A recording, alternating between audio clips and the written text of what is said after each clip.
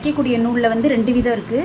Polyester துணிக்கு வந்து போடக்கூடியது polyester நூல், பட்டு துணிக்கு போடுறது வந்து பட்டு நூல் போட்டு தைச்சிங்கன்னா நல்லாயிருக்கும்.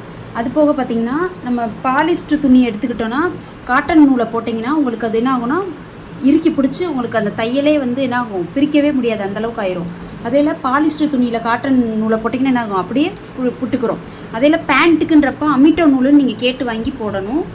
இப்போ பார்த்தீங்கன்னா நம்ம எம்ப்ராய்டரி போடுறதா இருந்தால் மிஷினுக்குன்னு உள்ள நூல் போடுறோம் இல்லையா, மேலே போடக்கூடிய வந்து எம்ப்ராய்டரி நூலும் அடியில் போடுறது நம்ம நார்மல் தைக்கக்கூடிய நூலாக இருக்கணும். அதில் துணிக்கு ஏற்ற கரெக்டான கலராக போட்டு தைக்கணும். நூல் வந்து நல்ல நூலாக தரமானதாக முடிச்சுகள் இல்லாத நூலாக பார்த்து போட்டோம்னா தான் மிஷின் வந்து நல்லா தைக்கும். துணியும் வந்து கரெக்டான தையல் விழுகிறதுக்கு வாய்ப்பு உண்டு. வீட்டிலே இருக்க பேண்ட் கிழிஞ்சிருச்சு அப்படின்னா கூட நீங்கள் சாதா நூலை போட்டு நீங்கள் ஜாயினில் எப்பயுமே அதிகம் கிளியக்கூடியது அடிப்பகுதி தான், பேண்ட்டோட அடிப்பகுதி. அப்படி இருக்கும்போது நீங்கள் காட்டன் நூலை போட்டிங்க அப்படின்னா அது தைச்சதும் போட்டதுமே பிடுங்கிக்கிறோம்.